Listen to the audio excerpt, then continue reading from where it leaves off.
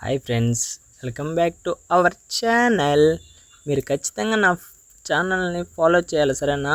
ఇవాళ ఏంటంటే మార్నింగ్ లేచి ఫ్రెష్ అయ్యేసి అలా కాలేజ్కి వెళ్ళంగానే మేడం నోట్స్ చెప్తా ఉంది. మనం ఏమో నోట్స్ రాసేసాం. అందరూ స్టాపర్ అనుకున్నారు.